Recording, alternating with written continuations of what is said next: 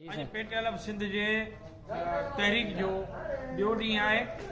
जंहिंमें सभिनी सिंध जे स्कूलनि में तदरीसी अमल जारी रहंदो, जंहिंमें उस्तादनि कारियूं पटियूं ॿधी ऐं स्कूलनि ते कारा झंडा चाढ़े पंहिंजो एहतजाज रिकॉर्ड करायो आहे। अॼु ॿियो ॾींहुं आहे ऐं असीं ज़िले सां गॾु पेट्रोल पारां ॿुधाइणु चाहियूं था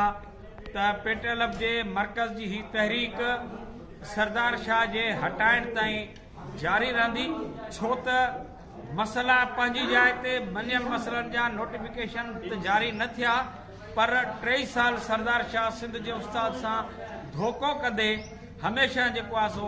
हर मुतालबे ते एग्री लिखंदे उन तां फिरी वियो आहे ऐं हू सिंध जे उस्ताद सां धोखो करे रहियो आहे। ऐं उन सां गॾोगॾु हुन जी पंहिंजी जेका बॉडी लैंग्वेज आहे, जेका ॿोली आहे, उहा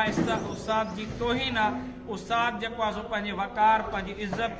पंहिंजी अज़मत ते कॾहिं बि सौदेबाज़ी कोन कंदो। इन करे सिंध जे उस्ताद जो नारो आहे त तालीम खाते में ठॻीअ जो ठाह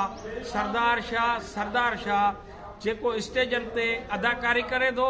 अदाकार शाह नामंज़ूर, सरदार शाह नामंज़ूर, सरदार शाह हटायो, सिंध जी तालीम बचायो, उहो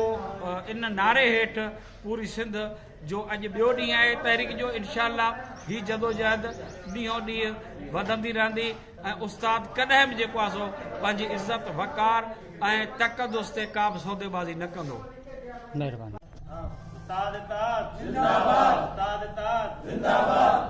सरदार शाह हटायो, तालीम बचायो, सरदार शाह के हटायो, तालीम बचायो, किताबन जी खोट पूरी करो, किताबन जी खोट पूरी करो,